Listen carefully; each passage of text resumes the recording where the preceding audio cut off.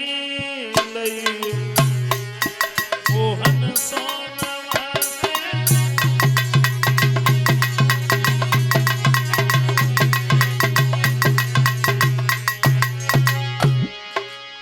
सुदामा की पत्नी बोली महाराज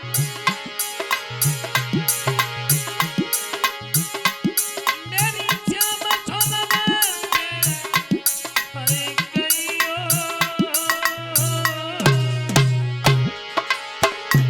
उन्हें सगाई बुलाई के लई मोहन सोनवा से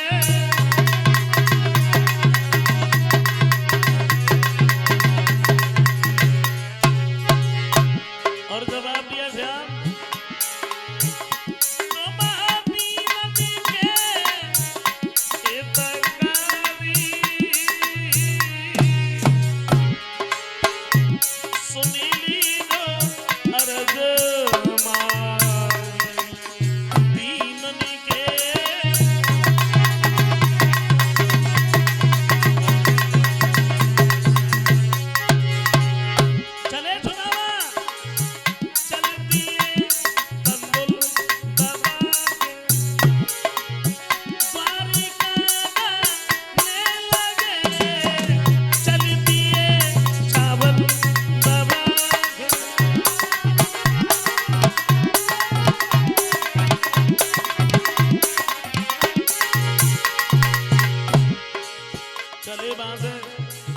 क्या दशा थी सुदामा की हुआ क्या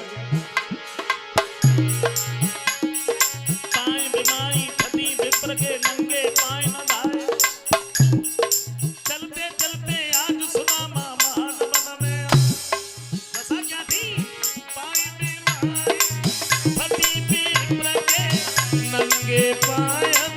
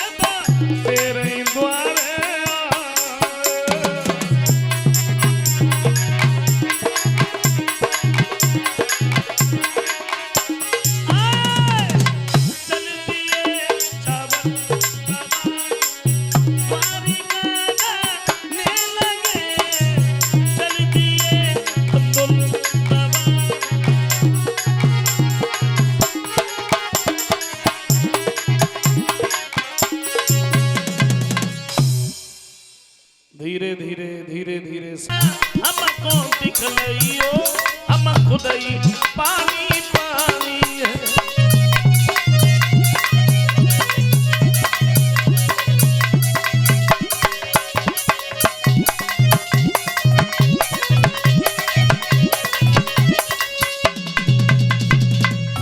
जवाब दिया महाराज माफ करना आप पानी पीने की बात कर रहे हो जब तक तुम्हारा इरादा नहीं हो जाता पानी पीना तो बहुत बड़ी बात है हम तुम्हारे इस पानी को देख भी नहीं सकते। तो विश्वामित्र जी कहने लगे लेटा क्यों मैंने तो इसलिए कहा तू अगर पानी नहीं पिएगा तो मर जाएगा और मर गया तो दुख मुझे नहीं होगा तू मेरे खानदान का नहीं है दुख सिर्फ इस बात का है तुम तीनों में से अगर एक भी मर गया तो मेरा ऋण अदा नहीं होगा। बोले महाराज मैं मरूंगा नहीं। तीनों प्राणी वहां से उठ करके फिर भाग गए।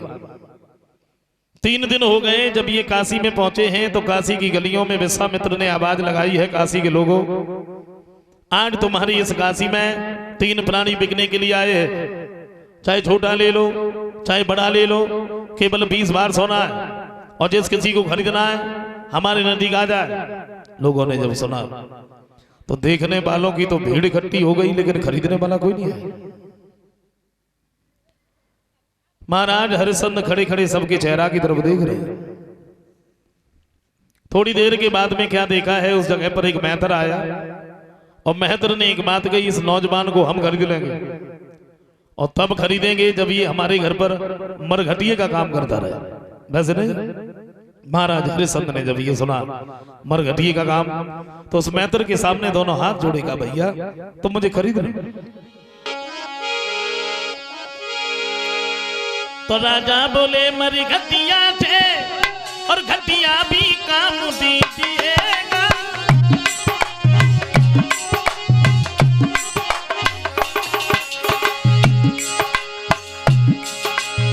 महाराज हरिश्चंद्र कहते हैं राजा बोले मरघटिया थे, घटिया भी काम दीजिएगा, पर महाराज इस ब्राह्मण के मोह से उड़ कीजिएगा।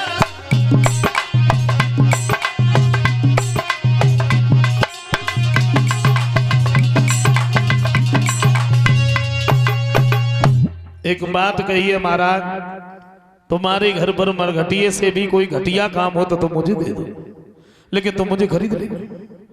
मैं इधर कहने लगा रो नहीं, खरीद लेंगे, कितना सोना चाहिए? तो विश्वामित्र कहने लगे सुबह से मैं खड़ा खड़ा चीख रहा हूं, चिल्ला रहा हूं, चाहे छोटा ले लो चाहे बड़ा ले लो, केवल 20 बार सोना है। महतर ने सोना मंगवाया, सोना देने के लिए जब तैयार हुए तो तारा ने रोक लिया। महाराज क्या कर रहे हो? हरिश्चंद्र कहते तारा क्या हुआ, क्या तुम बिकोगी नहीं? तारा कहती महाराज बात वो नहीं है, बात सिर्फ इस बात की है, जरा सोचो पहले अगर आप बिक गए तो भला मेरे ऊपर तुम्हारा अधिकार क्या रहेगा, पहले आप मुझे बेच लीजिए। मैत्र के सामने फिर से दोनों हाथ जोड़ेगा, भैया थोड़ी देर रुक जाओ, उसके बाद हम तुम्हारे साथ में चले।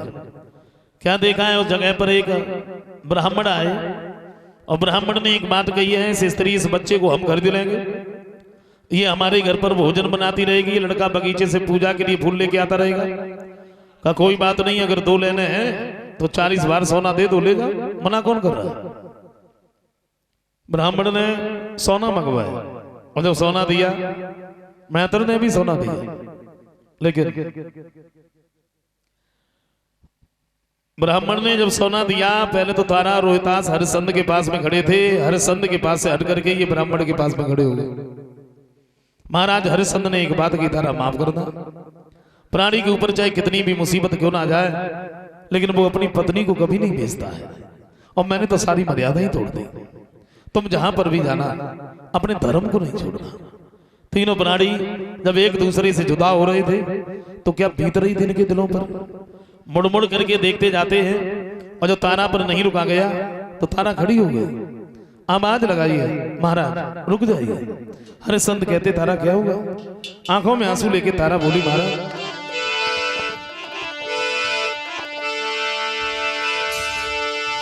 कि जरा ठहर जाओ, फिर क्या नहीं है, क्योंकि अभी मैंने जी भर के देखा नहीं है,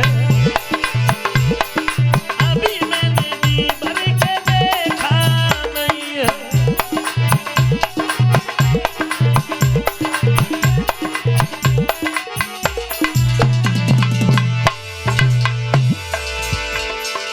एक आवाज लगाइए महाराज रुक जाइए।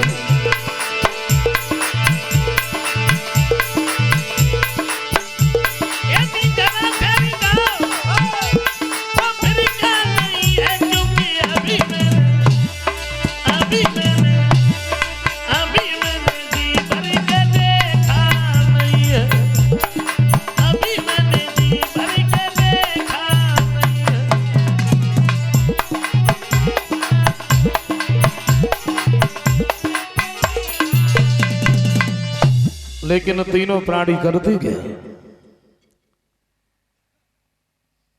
तारा और रोहितास पहुंचे हैं ब्राह्मण के घर पर, महाराज हरिश्चंद्र पहुंचे हैं मैत्र के घर पर, और मैत्र नजदीक आ गया। जवाब दिया हरिश्चंद्र जी महाराज तुम्हें मालूम होना चाहिए 20 बार सोना दे करके हम तुम्हें खरीद करके लाए। जी महाराज, और हम तुम्हें यहाँ बिठाने के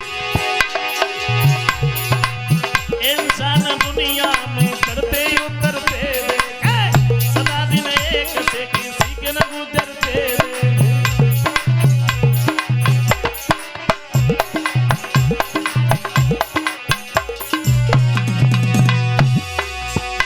देखा होगा बुजुर्गों ने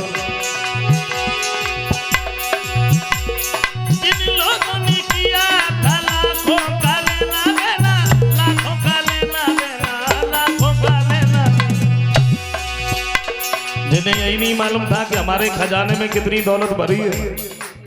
बैंक में बैलेंस, गाड़ियां, बंगले,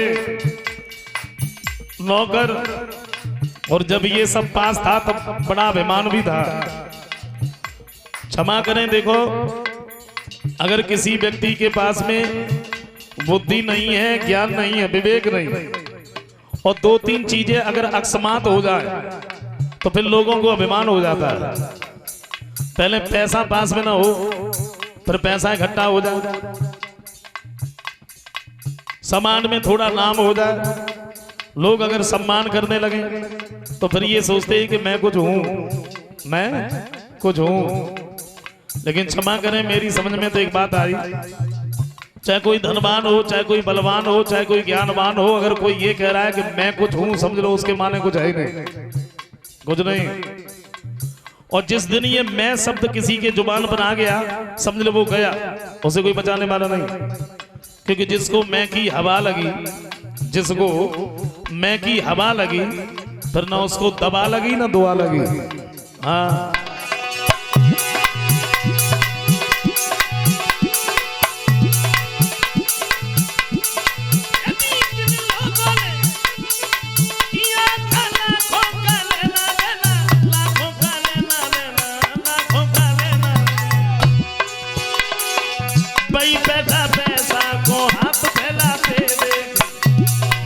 सदा दिन एक से किसी के न गुजरते देख, इंसान दुनिया में चढ़ते उतरते।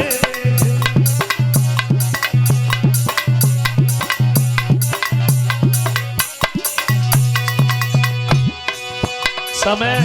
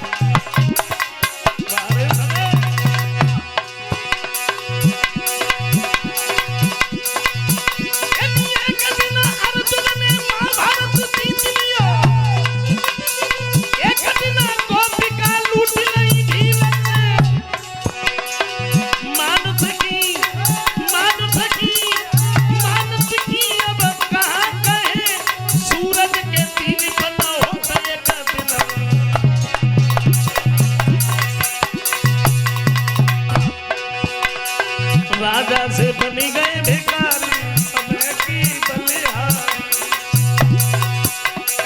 बलिहारी बलिहारी, समय की बलिहारी।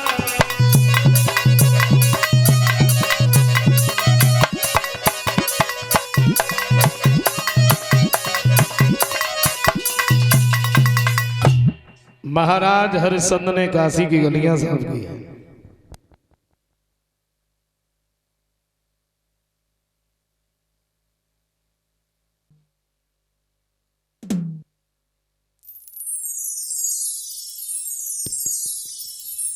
बोले का परीक्षा में ही मेरा लड़का चला गया?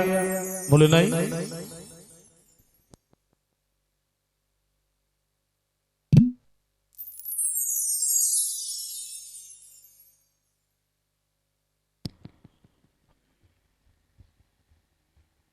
रोहितास को जब आवाज लगाई है,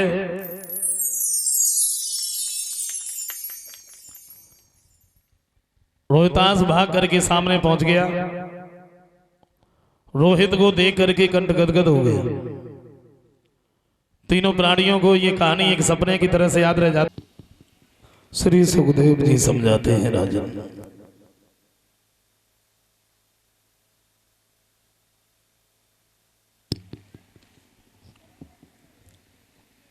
कन्हैया गोवर्धन साधे हैं, लेकिन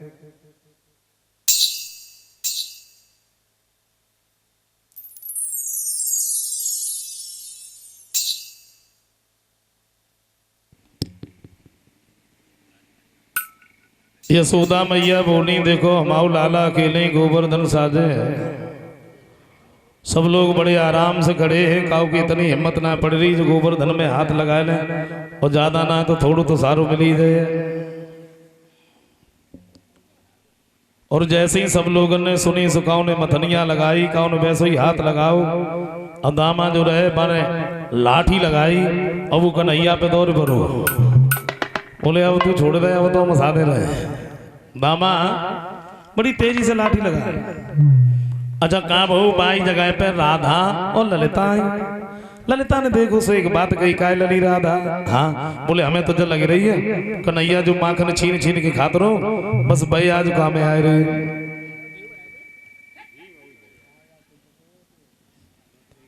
श्याम सुंदर ने जैसे इतने शब्द सुने सो राधा की, यानी राधा ने जब कन्हैया के बारे में ये सुना तो श्याम की तरफ देख के थोड़ी सी हंसी, और श्याम ने जब राधा को हंसत वो देखो सुबह हंसे, और जब श्याम हंसे तब बात कर तो जरी बनी गई।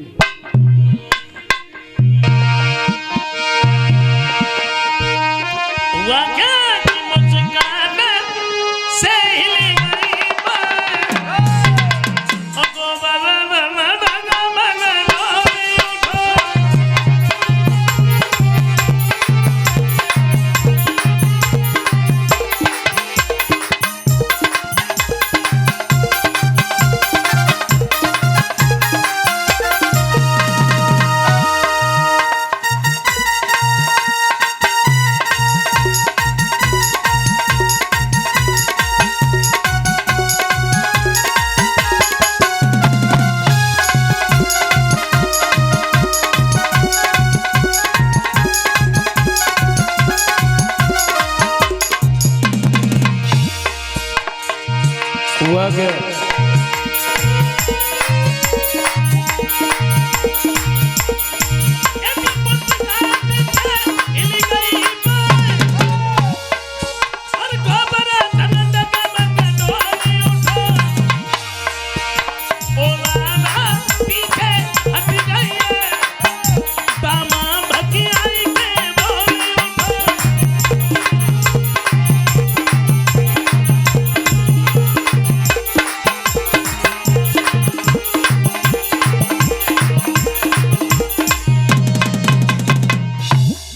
जवाब दिया तुम्हें नहीं मालूम, गोवर्धन के नीचे सब लोग खड़े, और गोवर्धन गिर पड़ा तो सबकी चटनी बन जाएगी, दूर हटो उधर। अच्छा श्याम सुंदर गोवर्धन साधे हैं, लेकिन वृंदावन के लोगों के दिमाग में एक बात आई, छोटू सो कन्हैया, और इसने गोवर्धन को उठा कैसे लिया? एक ने पूछ लिया श्याम तुम हमें ये बताओ तुमने गोवर्धन को उठाया कैसे? तो कन्हैया बोले इसमें कोई पूछने की बात है, मैं भगवान हूं इसलिए मैंने उठा लिया। बोले तुम भगवान कब से हो गए? कन्हैया ने ये कभी नहीं छिपाया कि मैं भगवान नहीं हूं, 50 बार अपने मुख से कहा है कि मैं भगवान हूं। श्याम सुंदर ने कभी छिपाया नहीं, और प्रभु राम ने कभी बताया नहीं कि मैं भगवान हूं।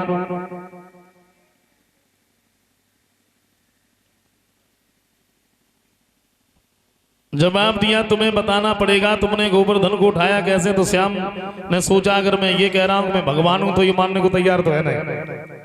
तो कन्हैया बोले देखो मैं बताऊं, कछु माखन को बलुवड़ो, कछु गोपन करी सहाय, और श्री राधा जू की कृपा से मैंने गिरवर लियो उठा। बोले घर घर की माखन खाते रहे वो शक्ति है हमारे शरीर में। दूसरी बात ये कि तुम सब लोग छड़ी लगाए हो उससे सारा मिल रहा है, और सबसे बड़ी बात तो ये है हम गोवर्धन उठाए हैं और तुम सब लोग टकटकी लगा के हमारे चेहरा की तरफ देख रहे हो। तुम्हारे अंदर की जो शक्तियां हैं वो मेरे अंदर आ रही हैं इसलिए गोवर्धन उठाए। और तो कोई नहीं बोला।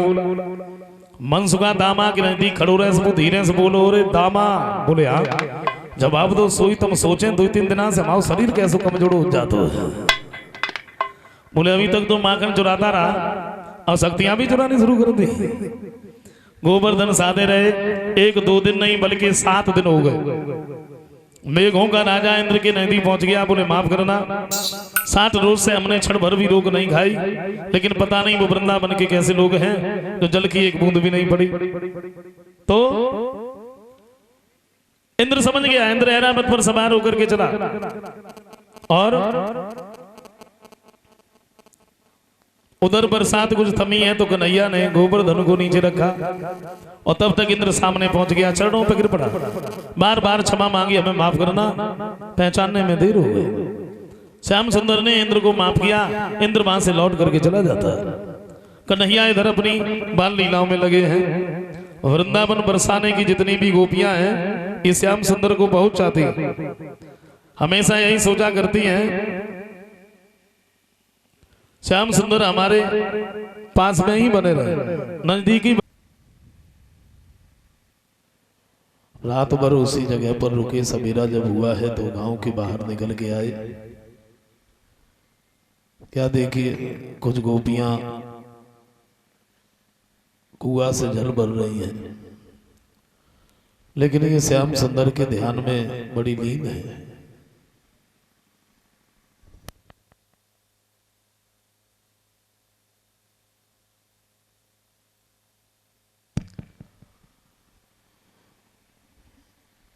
उद्धव ने पत्र निकाल करके दिया है और सारी बात बताई है कि श्याम ने हमें भेजा है।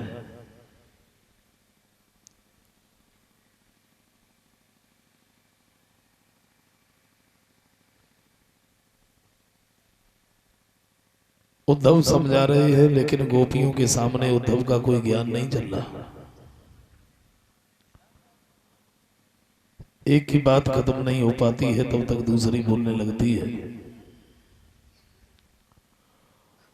और कहां उद्धव ये कह करके आए थे, हम सबको समझाने के बाद अतिशीघ्र तुम्हारे पास में लौट के आएंगे,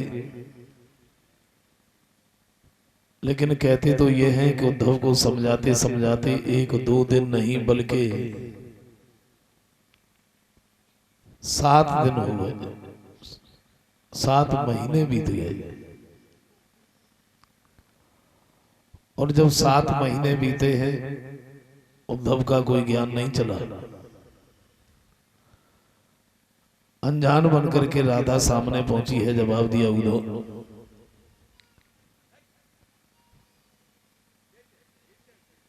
हम लोग यहां पर रह तो रहे हैं लेकिन कैसे रह रहे हैं हम तुम्हें क्या बताएं।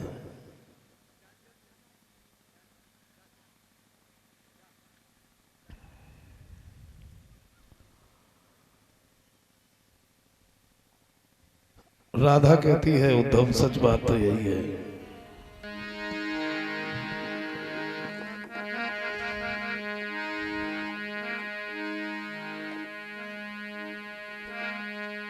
कि मेरा दिल यूनी पर खिंचा जा रहा है,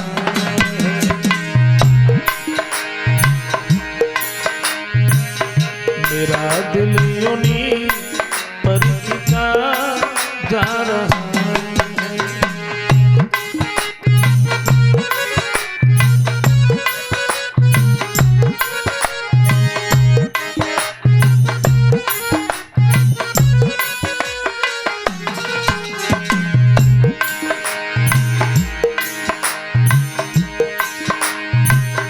मेरा दिल यूनी पर खिंचा जा रहा है,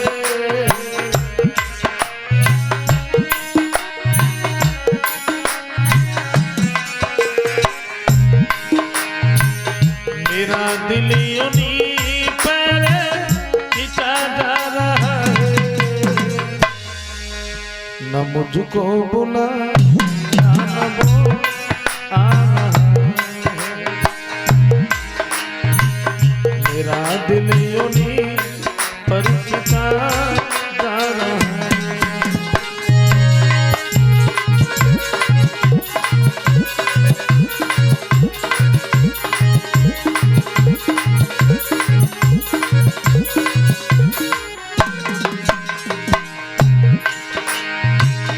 जवाब दिया, अब तो ऐसा लग रहा है ऐसे ही कसमा कसमे बीते जिंदगानी,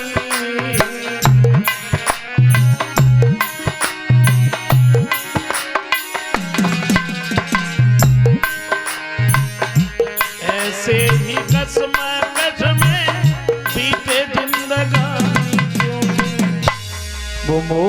मुझी पर जुल्म ढारा,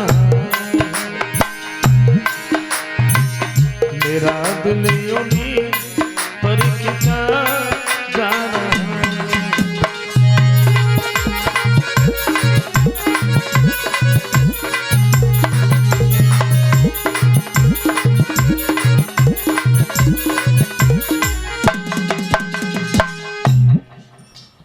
उद्धव बार बार समझा रहे हैं लेकिन कोई पेश नहीं जा रहे। 7 महीने जब हुए हैं उसके बाद में उद्धव ने जवाब दिया है बहनाओ अब हम यहां से लौट करके श्याम सुंदर के पास में जाएंगे। लौटने की जब बात करी है तो गोपियां उदास हो गईं। का उद्धव आप यहाँ पर बने रहे, श्याम के बारे में बातें करते रहे तो हम लोगों का दिल कुछ बहला रहा। अब तुम जाने की बात कर रहे हो, तुम्हें नहीं मालूम है तुम्हारे जाने के बाद में हम लोगों की क्या दशा होगी। उद्धव एक बात कही है तुम्हारे जाने के बाद,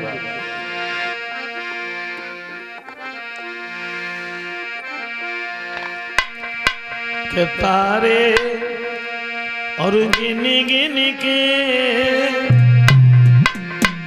और यूं धो रात कटेगी मेरी तारे।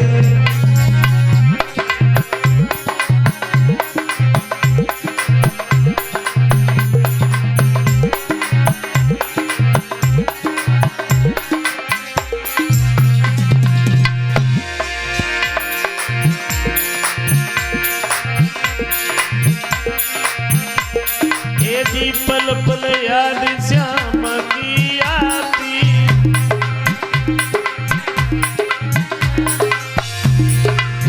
करी करी याद फटे मेरी छाती।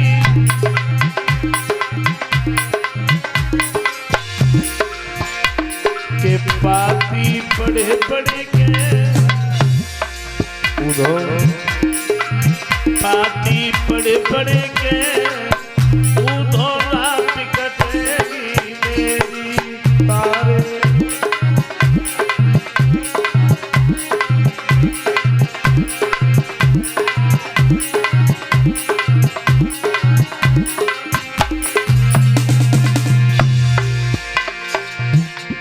जवाब दिया श्याम सुंदर हमारे पास में अवश्य आते हैं लेकिन नहीं आएंगे। क्यों नहीं आएंगे तो बोली को भी जा सोती बनी घरवाली,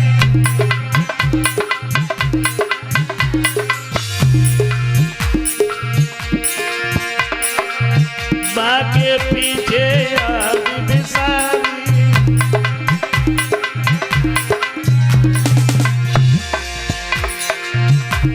मरी में तो कुड़ी कुड़ी के उधो, मरी में तो कुड़ी कुड़ी के उधो रात कटेगी मेरी तारे।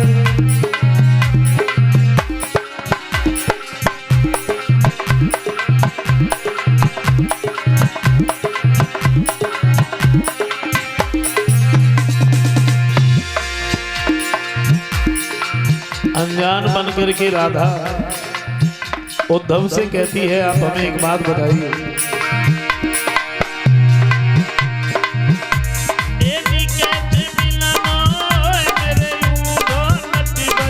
कुंज बिहारी से माधव मदन मुरारी से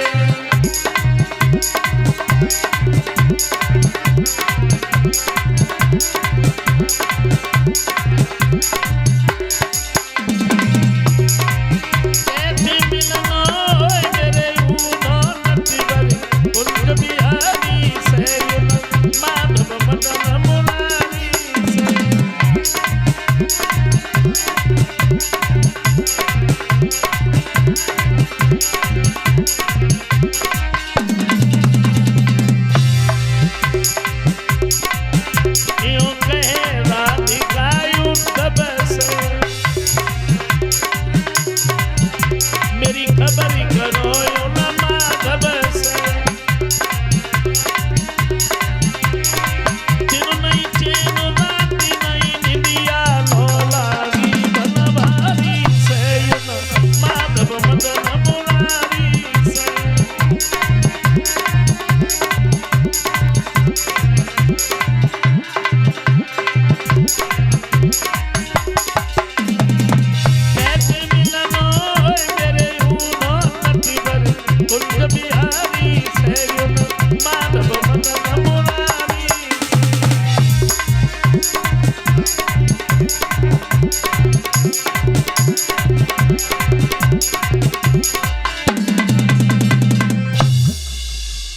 अंत में उद्धव यही कह के चले जाते हैं, ऐसा नहीं होगा कि श्याम ना है, वो जरूर आएगा। भगवान कन्हैया को जाके जब सारी बात बताई है तो श्याम सुंदर बड़े उदास होते हैं।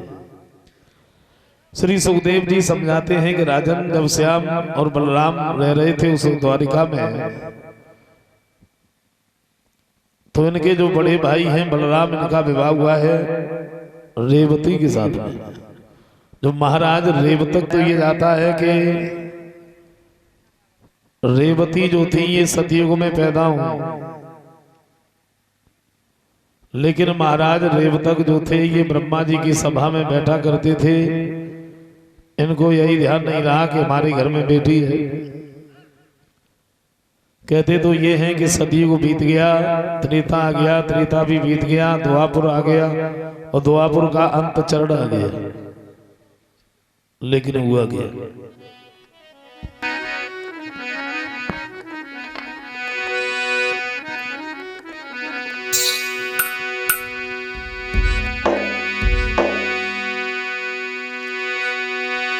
तो बीती गए युग तीन के भूप मलिन भय मेरे भाई, और तुनी की साठ की हुई गई रे के बिटिया की लंबा।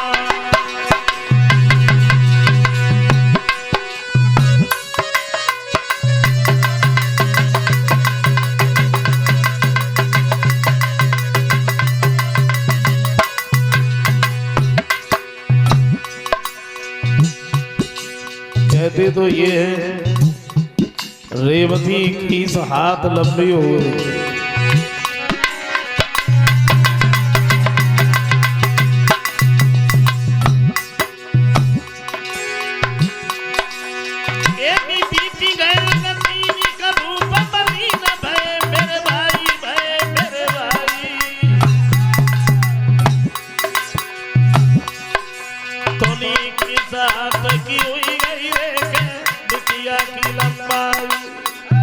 लेकिन भाई जीवन की रे बर्बादी है, पर कोई नहीं पाई शादी है भाई।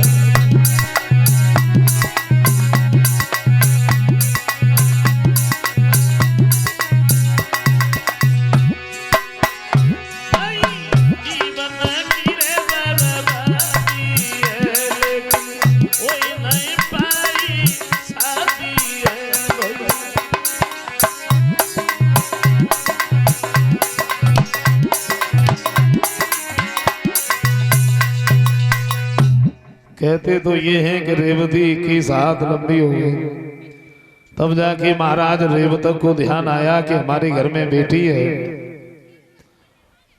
ब्रह्मा जी से सलाह मिलाई है, जवाब दिया प्रभु ऐसा करो, अब आप हमें कोई अच्छा सा लड़का बता दीजिए। तो ब्रह्मा जी कहते हैं लड़के का क्या करोगे? बोले महाराज मेरे घर में बेटी है, विवाह करना है। ब्रह्मा जी कहते हैं कब पैदा हुई? तुमने तो हमें कभी बताया ही नहीं तुम्हारे घर में बेटी है। बोले महाराज सतयुग में पैदा हुई। जवाब दिया बेटी सतयुग में पैदा हुई, शादी कर रहे हो द्वापर में, भाई इतनी उम्र का लड़का मेरी नजर में कोई है ही नहीं, हम बताएं तो किसे बताएं? बोले प्रभु बता दीजिए क्या मेरी बेटी ऐसी बैठी रहेगी? तो ये कहा ऐसा करो, कृष्ण के जो बड़े भाई है बलराम, इनके साथ में विवाह कर दो। महाराज रेवतक घर पर आए हैं, बलराम के पास में नाई और पंडित को भेज दिया टीका लेके। नाई और पंडित जब बलराम के नजदीक पहुंचे हैं तो पहले तो बलराम ने शादी से इनकार कर दिया, बोले हमें विवाह करना ही नहीं है। सब लोगों ने जब समझाया है तो बलराम ने हाँ भर दी। टीका चढ़ाने के बाद में नाई और पंडित तो घर पर आ गए। शादी की जो तिथि निश्चित थी उसी तिथि को बलराम बारात लेके चले, दूल्हा बन के। श्याम सुंदर जा रहे हैं, ऋषि नारद भी इनकी बारात में है। हुआ क्या? बलराम जब चले तो शीश पे मोहर को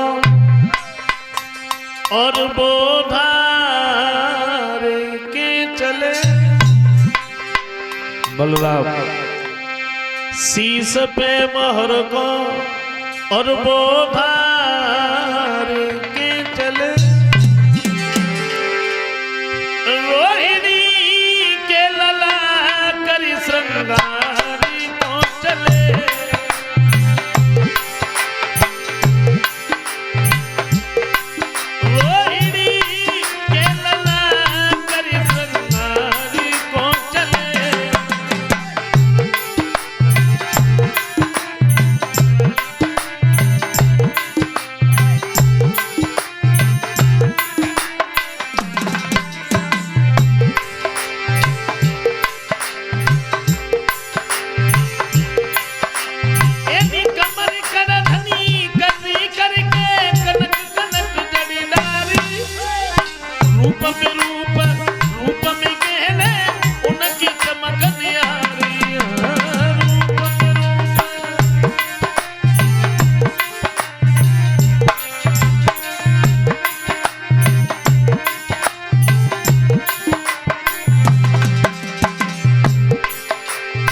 मुरली धर मुरली कौन समार के चले। मुरली धर मुरली कौन समार के चले। रोहिणी के लला करी श्रृंगारी को चले। रोहिणी के लला करी श्रृंगारी को चले।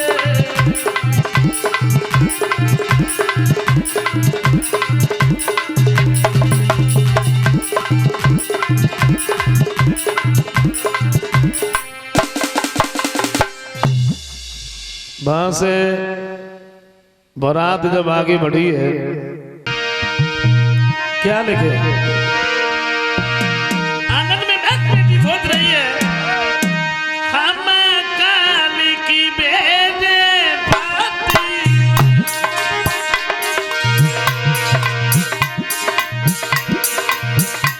मोहन काली की भेजे बाती।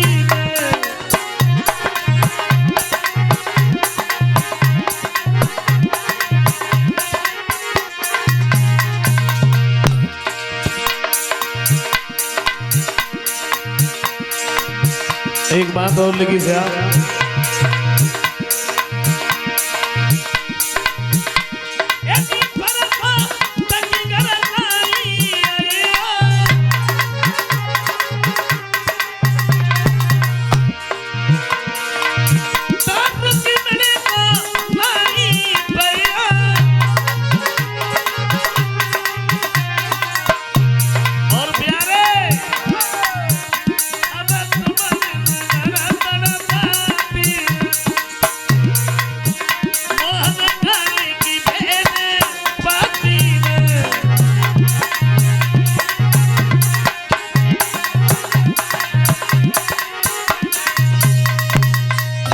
जैसे तैसे रुक्मिणी ने पत्र लिखा और ब्राह्मण को दे दिया और एक बात कही है,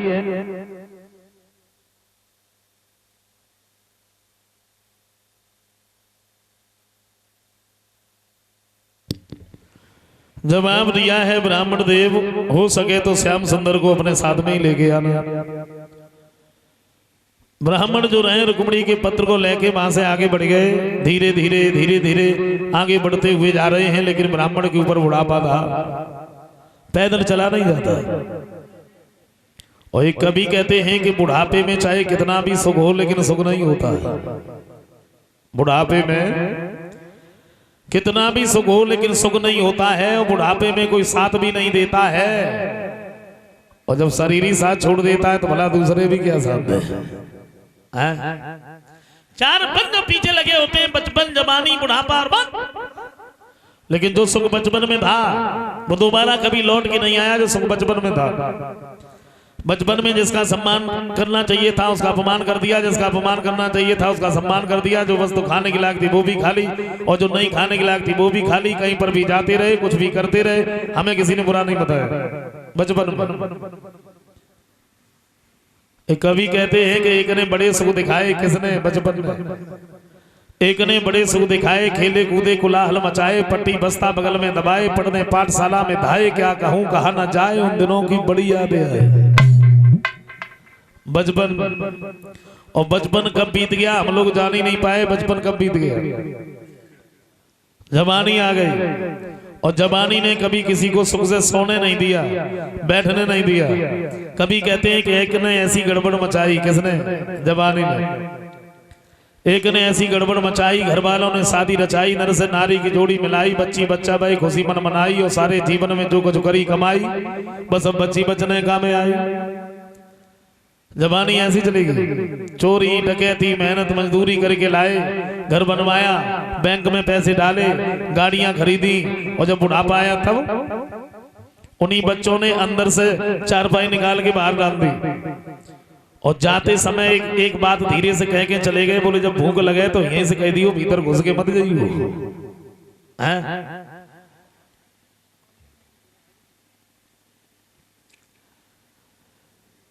बुढ़ापे में हर एक नफरत करते हैं।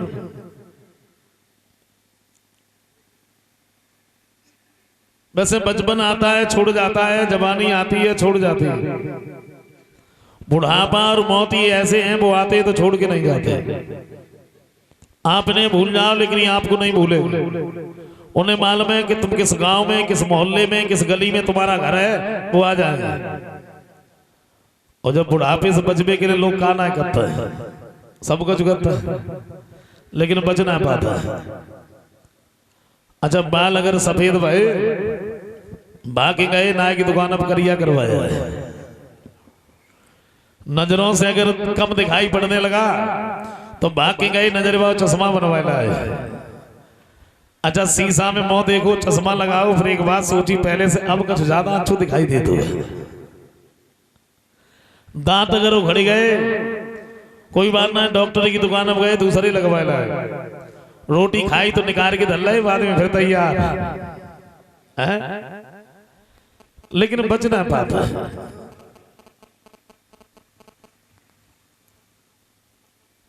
ब्राह्मण के ऊपर बुढ़ापा था,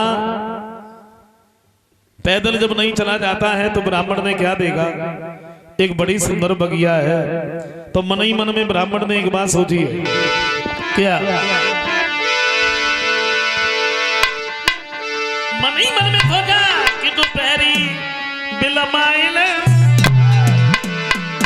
अरे दोपहरी बिलमाइल, जाई बगिया में दोपहरी बिलमाइल, जाई बगिया में।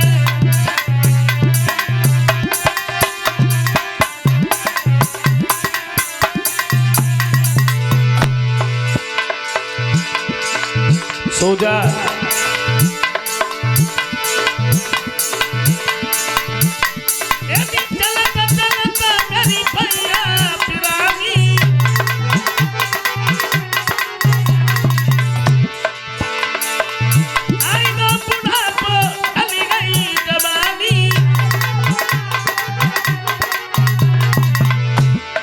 और सोचा क्या? कटु हरि गुण गाइले, ओ कटु हरि गुण गाइले, जाई बगिया में दोपहरी बिलमाइले, जाई बगिया में।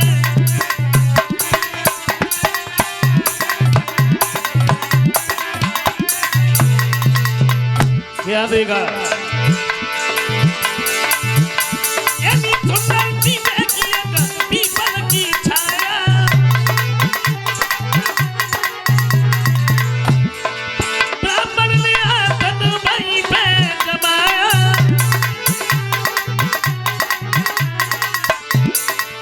और सोचा क्या? जो लाए हो सो खाइले, जो लाए हो सो खाइले, जाई बगिया में दोपहरी बिलमाइले, जाई बगिया में।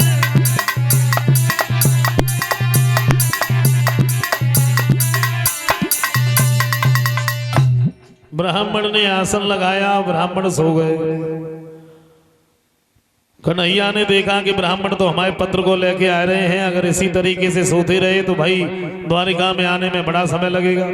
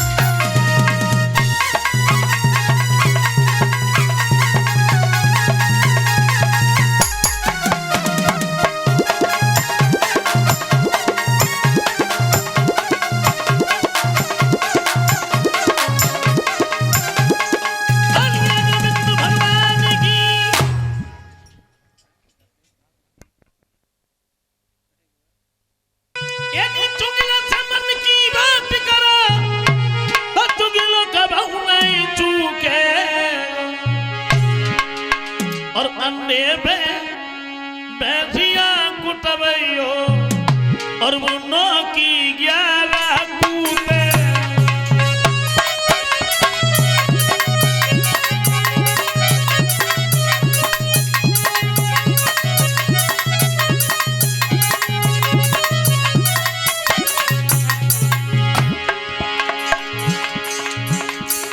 आदत वाले आदत नहीं भूलते। बिल्ली रंग स्वभाव न बदले कथा भागवती रोज सुनाई आंख जाग कब होई न चंदन मलिया गिर के पास लगई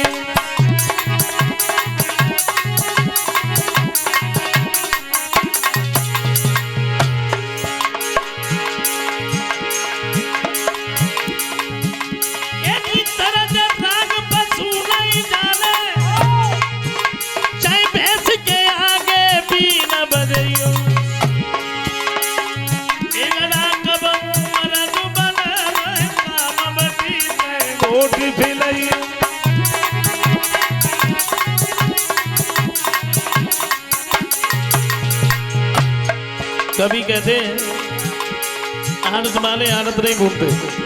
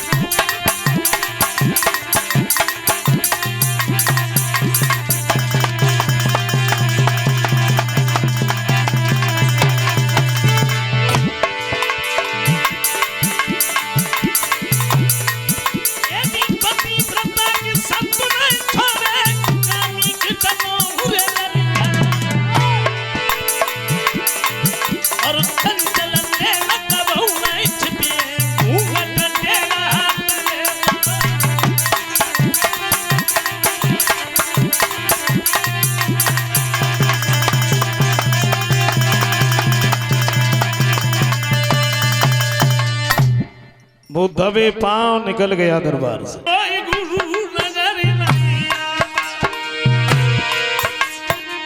माँ के समान संसार में कोई गुरु नजर नहीं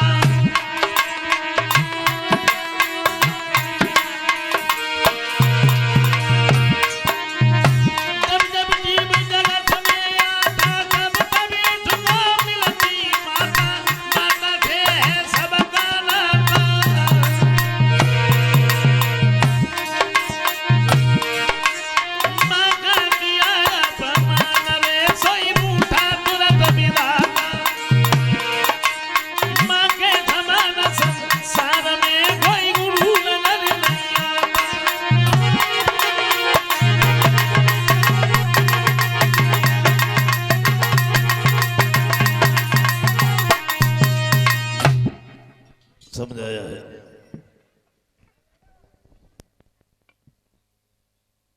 यकिलाने मोरे सोतनाई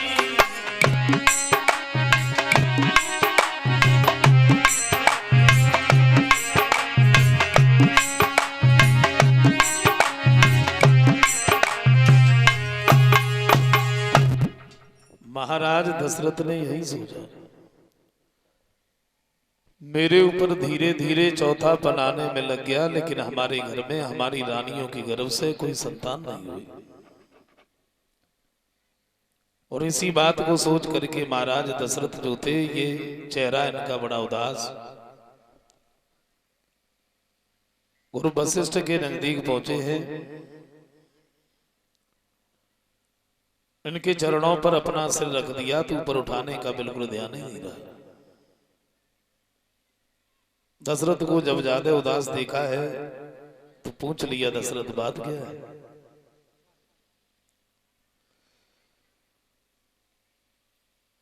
तुम्हारा चेहरा बड़ा उदास है। वही बात समझाई है महाराज, हमारे घर में हमारी रानियों के गर्भ से कोई संतान नहीं हुई। और बड़े दुखी होकर के महाराज दशरथ ने एक बात और कही है, महाराज मैंने तो कुछ और सुना है। क्या सुना है? तो बोले महाराज,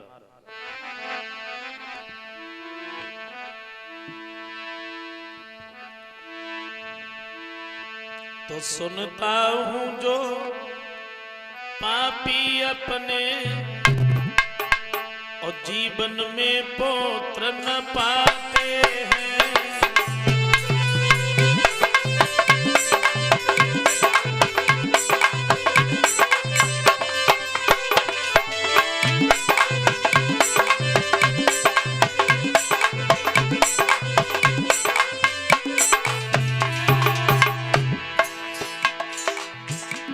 एक बात कही महाराज,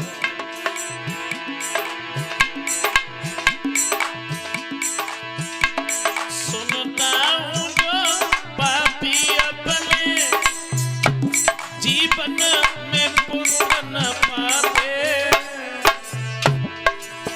और वे स्वयं नरक में जाते हैं और पुरखों को ले जाते हैं।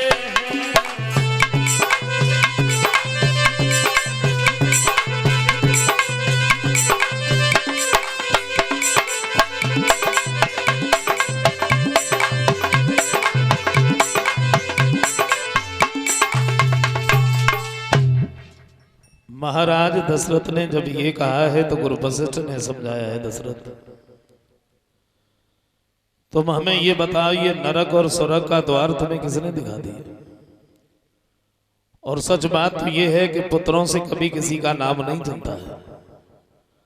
प्राणी अपने ही शुभ कर्मों से अपना नाम करता है। और जरा सोचो, अगर आंगन में सपूत की जगह पर कपूत पुत्र पैदा हो गया तो पिता का जितना भी नाम है सब कुछ डुबो देगा।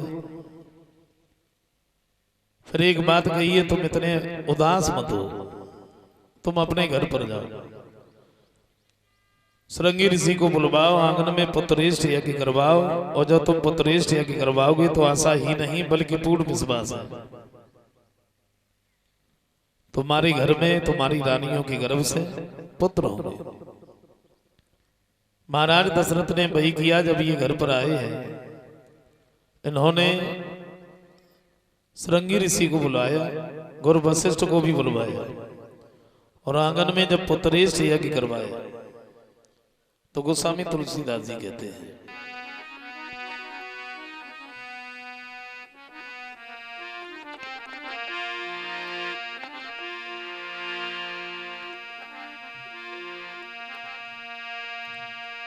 तो श्रृंगी ऋषि और वशिष्ठ बुलावा, पोत्री काम शुभ यज्ञ रचा।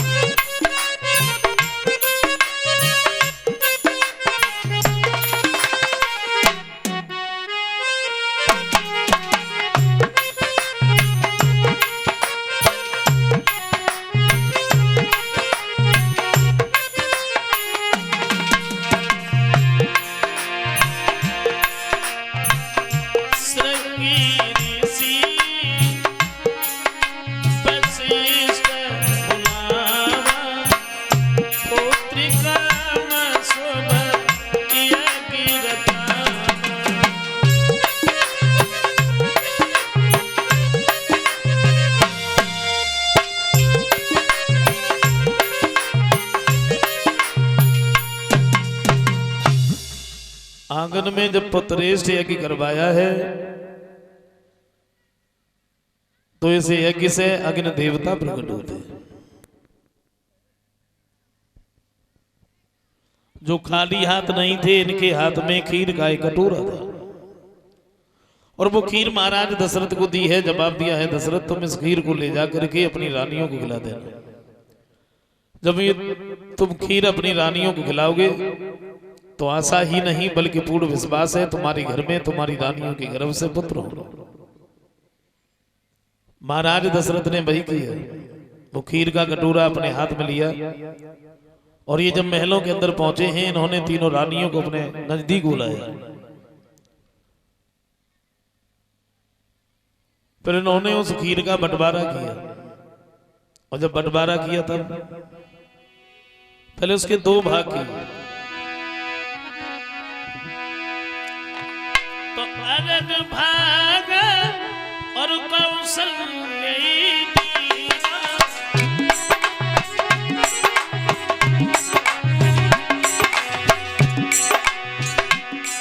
पहले उसके दो भाग किए। आधा हिस्सा निकाल करके कौशल्या को दे दिया। अब जो आधा बचा अलग भाग कौशल्य उभय भाग आगे करकी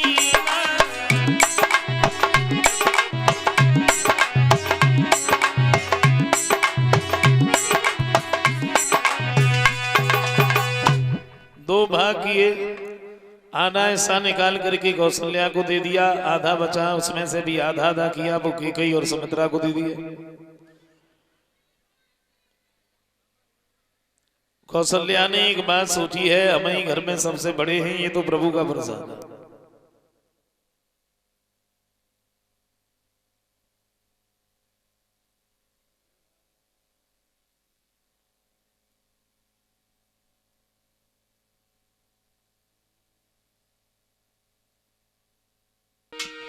महाराज हरिश्चंद्र कहते तारा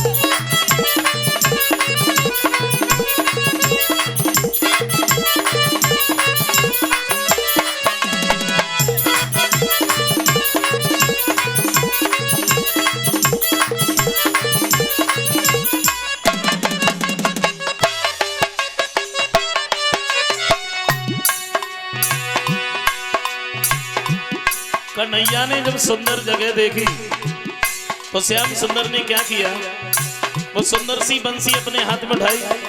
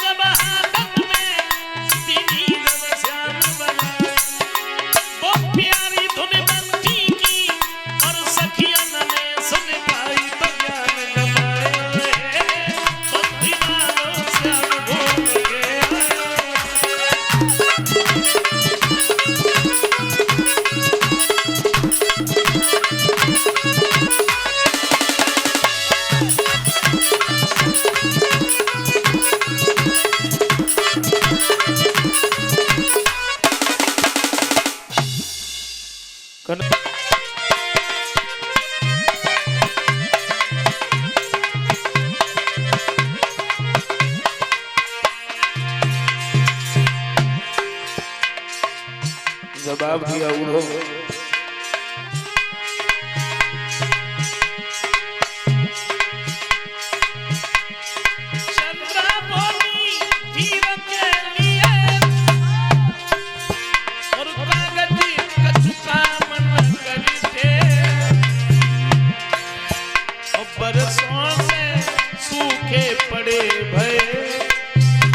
पत्तों से कुआं न भरते।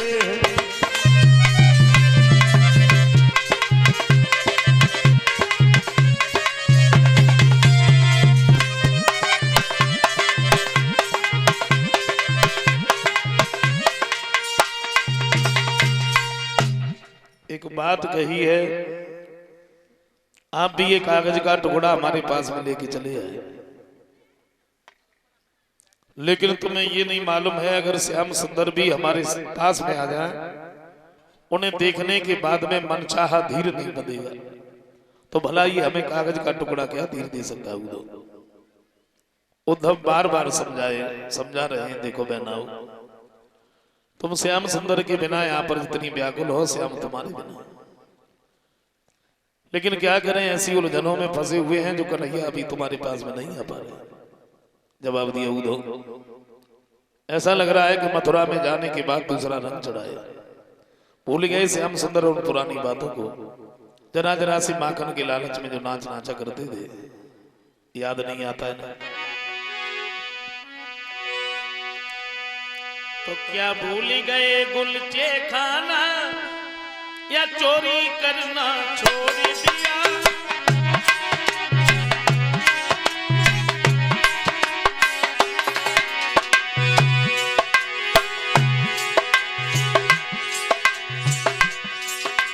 क्या भूल गए गुलचे खाना या चोरी करना छोड़ दिया। तपस्विनी भोली सी राधिका से रिश्ता तोड़ दिया।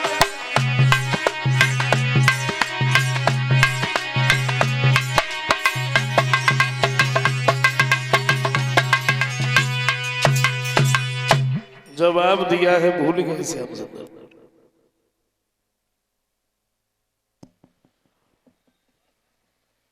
एक ही बात खत्म नहीं हो पाती है तब तक दूसरी बोलने लगती है। उद्धव का गोपियों के सामने कोई ज्ञान नहीं चल रहा, और कहां उद्धव ये कह के आए थे, हम सबको समझाने के बाद अति शीघ्र तुम्हारे पास में लौट गया। अनजान बन करके राधा सामने पहुंची है और जवाब दिया है उद्धव, हम लोग यहाँ पर रह तो रहे हैं लेकिन कैसे रह रहे हैं तुम्हें क्या पता। आंखों में आंसू लेकर के राधा कहती है, उद्धव सच बात तो ये है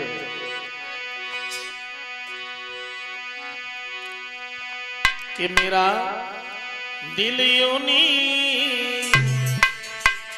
पर खिंचा जा रहा है।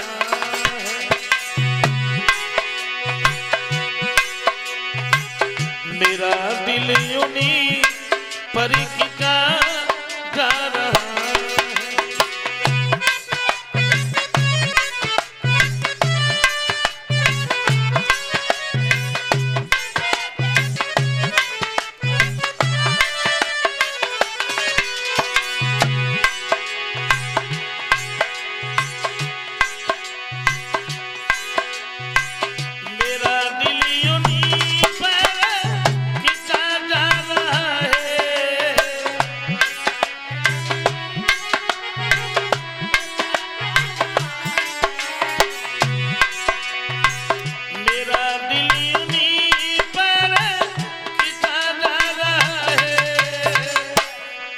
न मुझको बुला या न वो आ रहा है। मेरा दिल यूनी पर खिंचा जा रहा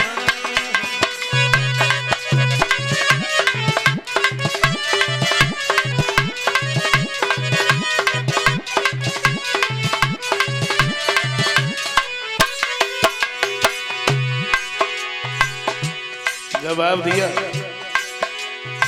अब तो ऐसा लग रहा है ऐसे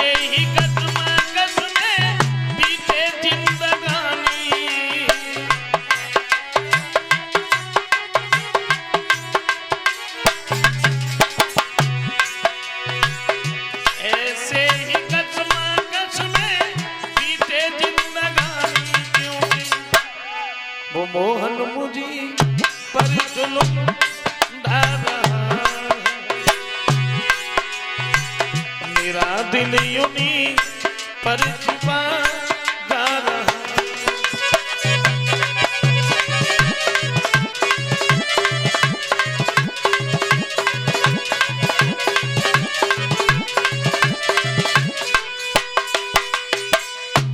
जवाब दिया है।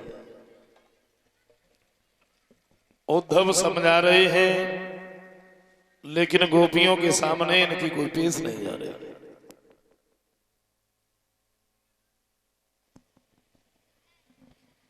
और कहां उद्धव ये कह के आए थे, हम सबको समझाने के बाद अति शीघ्र तुम्हारे पास में लौट गया है।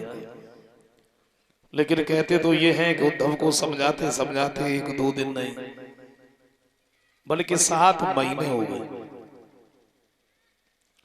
और जब 7 महीने हुए हैं, उसके बाद उद्धव ने जवाब दिया, बहनाओ अब हमें यहां से लौट करके श्याम सुंदर के पास में जाए। लौटने की बात जब करी है, गोपियां उदास हो गई। एक बात कही है उद्धव, आप यहां पर बने रहे,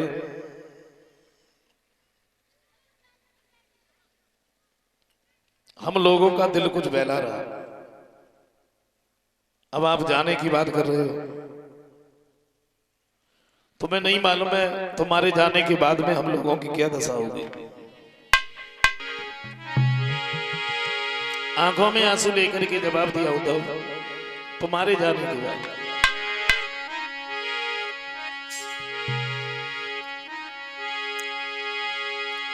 के तारे गिनी गिनी के और यूं रात कटेगी मेरी तारे।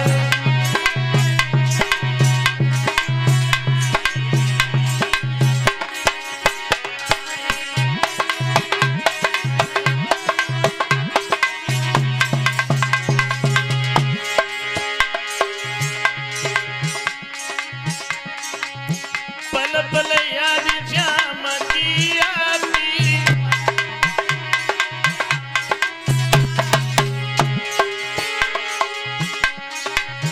करी करी यादी फटे मेरी छाती।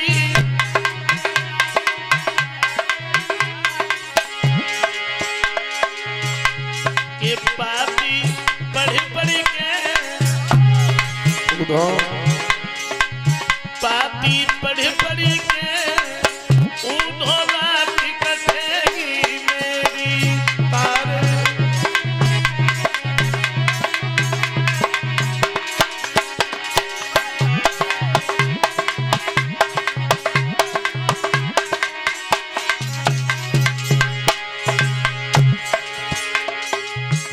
जवाब दिया, श्याम सुंदर हमारे पास में बस से आता, लेकिन नहीं आएंगे। क्यों? तो बोलिए।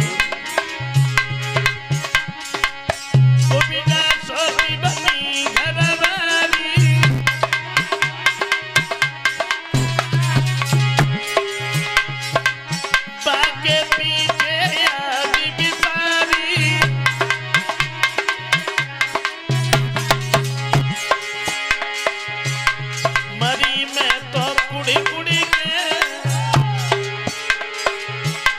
मरी मैं तो कुड़ी कुड़ी के उन्हों रात कटेगी मेरी तारे।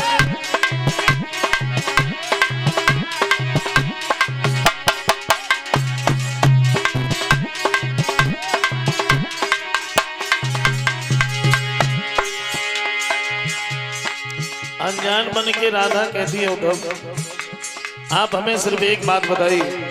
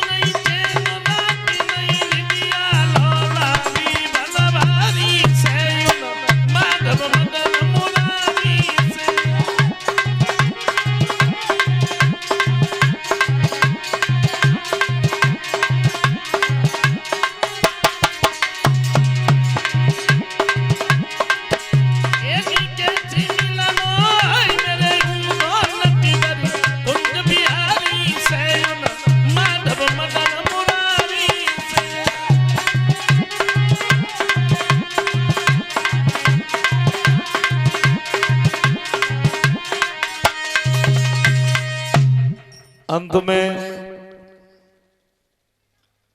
उद्धव यही कह के चले जाते हैं, ऐसा नहीं होगा कि श्याम ना आए, वो जरूर आए। भगवान कन्हैया को जाके जब सारी बात बताई है तो श्याम सुंदर बड़े उदास होते हैं।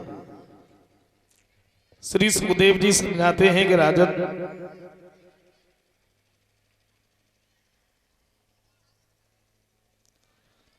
श्याम और बलराम जब उस द्वारिका में रह रहे थे तो इनके जो बड़े भाई थे बलराम, इनका विवाह हुआ है। महाराज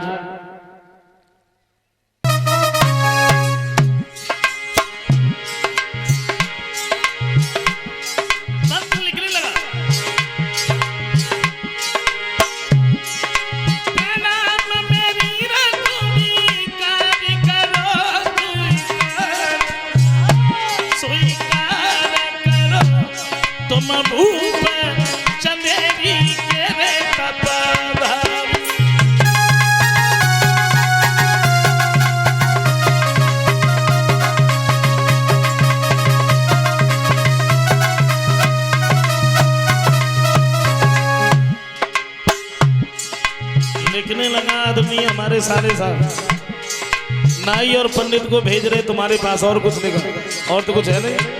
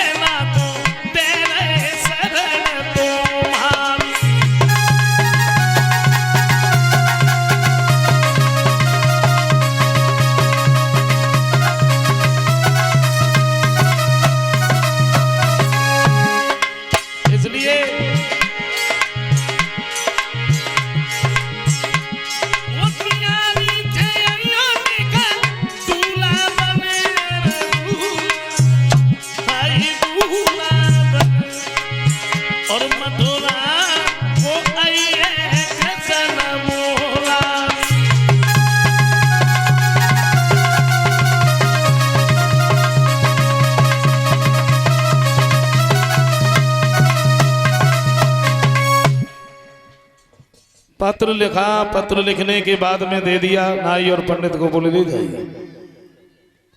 पत्र को लेके ये वहां से आगे बढ़ गए, धीरे धीरे धीरे धीरे शिशुपाल के नजदीक पहुंचे। और शिशुपाल ने देखा तो पूछ लिया, कहो कहां से आए हो? पत्र निकाल के दे दिया। बोले आप पढ़ लीजिए, आपको स्वतः ही मालूम पड़ जाएगा हम कहां से आए और क्यों आए।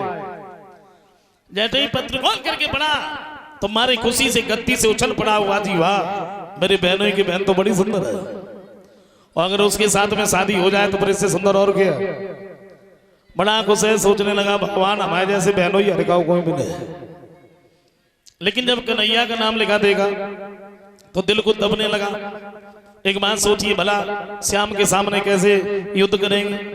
फिर एक दूसरी बात दिमाग में आई, वो तो ग्वाला है, बन बन में गाय चराता रहा, माखन चुराता रहा, युद्ध के बारे में क्या जाने, युद्ध होता कैसे है। अपने मौसी के लड़का दंत बकर को खबर दी है कि तुम सेना सजवाओ। सेना जब सजवाई है,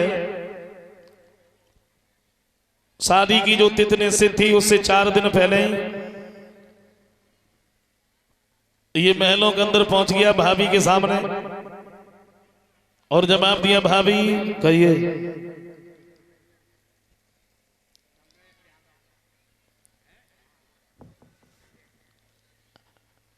जवाब दिया, ऐसा करो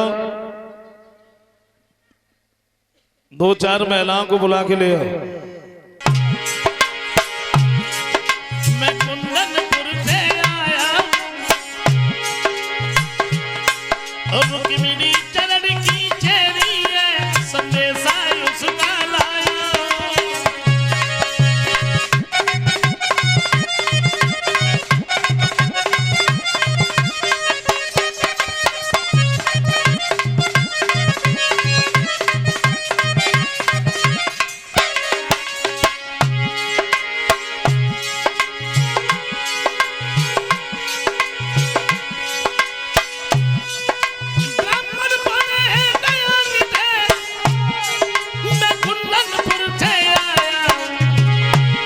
रुक्मिणी चरण की चेरी है, संदेशा उसका लाया।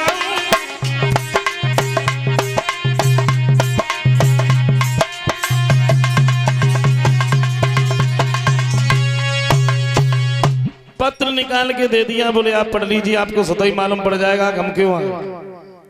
और जैसे ही पत्र खोल करके पढ़ा, बोले इसमें तो किसी रुक्मणी नाम की लड़की का नाम लिखा, और ये भी लिखा है कि वहां ससुराल बारात लेके आए, कलश वाली कन्या खड़ी हो जाओ।